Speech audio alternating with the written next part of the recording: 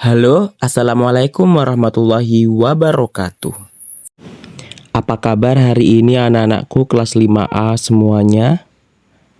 Sehat? Semoga tetap sehat ya dan tetap menjaga puasa di hari ini dan esok harinya. Oke? Sebelum kita mulai pembelajaran, alangkah baiknya kita berdoa terlebih dahulu. Berdoa dimulai. Berdoa selesai. Oke, hari ini kita akan mempelajari tentang teks eksplanasi. Tapi sebelum itu, kita akan mengulang sedikit apa pembahasan di minggu-minggu kemarin atau pertemuan kemarin. Baik, apakah masih ada yang ingat apa itu teks eksposisi?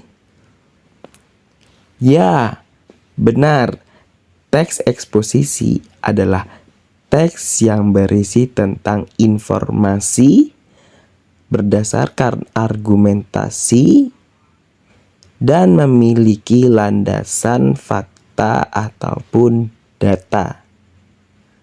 Nah, karena artinya ia adalah teks yang berisi informasi, sedangkan kita akan mempelajari tentang teks eksplanasi yang berisi tentang informasi sehingga terdapat persamaannya dan tidak jauh berbeda dengan pembelajaran yang telah kita lakukan. Oke, sehingga nanti kita di akhir pembelajaran sama-sama dapat mengambil kesimpulan persamaan dan perbedaan antara teks eksposisi dengan teks eksplanasi. Ya, pinter. Tujuan pembelajaran hari ini ialah siswa mampu menyebutkan informasi penting dari teks eksplanasi yang dibaca.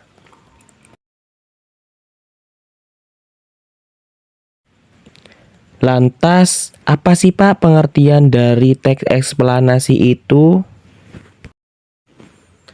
Teks eksplanasi adalah teks yang berisi informasi tentang fenomena yang terjadi di lingkungan sekitar.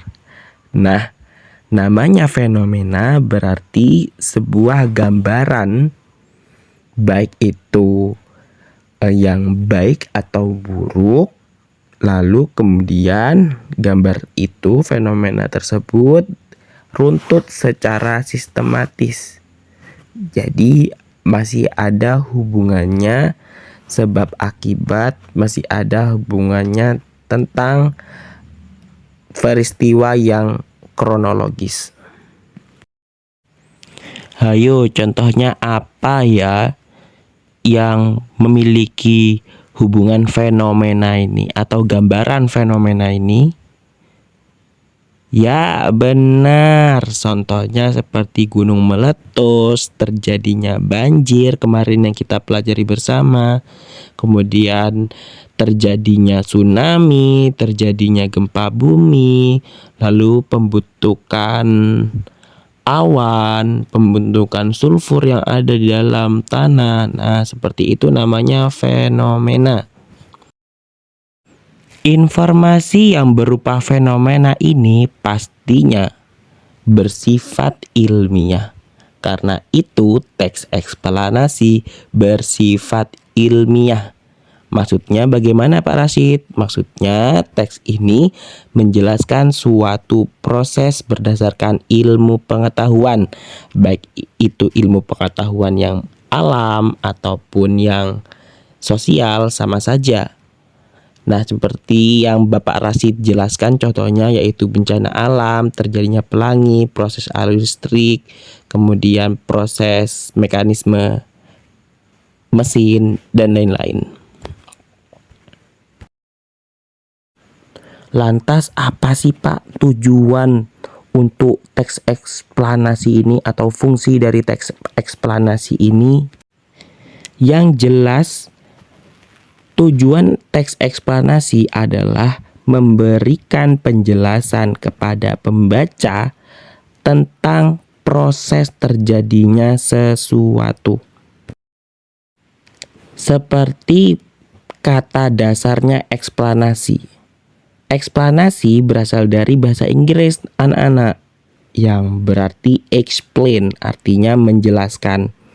Patut bahwa arti dari teks eksplanasi atau tujuan dari teks eksplanasi adalah menjelaskan kepada pembaca tentang informasi atau proses terjadinya sesuatu. Baik, apa struktur dari teks eksplanasi? Sama seperti teks eksposisi yang memiliki 3 struktur, teks eksplanasi juga memiliki 3 struktur. Pertama itu adalah pernyataan umum. Biasanya berisi tentang hal-hal yang singkat atau hal-hal yang akan dibicarakan. Yang kedua adalah deretan penjelas. Deretan penjelas ini bagian yang berisi tentang penjelasan, biasanya panjang sekali ini paragrafnya dibandingkan dengan pernyataan umum. Kalau pernyataan umum itu berisi tentang kalimat-kalimat yang seakan-akan membawa pembaca larut dalam bacaannya, sehingga terdapat kalimat-kalimat yang menarik perhatian bagi pembaca di pernyataan umum. Kemudian diakhiri kalimat tersebut atau teks tersebut dengan penutup. Lantas apa sih Pak perbedaan teks eksposisi dengan teks eksplanasi ini? Ya, yang pertama, tujuan dari teks eksposisi itu sendiri dengan teks eksplanasi itu berbeda. Tujuan dari teks eksposisi ialah menyampaikan argumen atau pendapat, sedangkan teks eksplanasi menjelaskan konsep atau proses secara detail dan sistematis. Berdasarkan tulisannya nih Pak, apa yang membuat beda Pak? Nah, kalau teks eksposisi ya, biasanya isu yang ditampilkan adalah isu berbau sosial dan pasti terdapat dengan pendapat-pendapat orang atau pendapat-pendapat Anda pribadi. Sedangkan teks eksplanasi adalah penjelasan tentang cara kerja, mekanisme, atau proses. Misalkan, teks eksposisi berbicara tentang terjadinya gempa, atau proses fotosintesis, atau mekanisme dari mesin motor. Itu bagaimana motor itu dapat berjalan, bagaimana bensin bisa menjadi bahan bakar motor. Nah, itu bagaimana turbin itu berputar sehingga menghasilkan listrik. Nah, itu nanti akan dijelaskan di teks eksplanasi. Selain itu juga, ya, di struktur paragrafnya juga berbeda.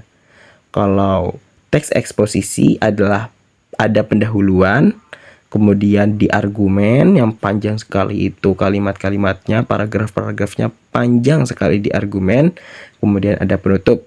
Sedangkan di teks eksplanasi ada pernyataan umum, ada deretan penjelas, dan ditutup dengan penutup.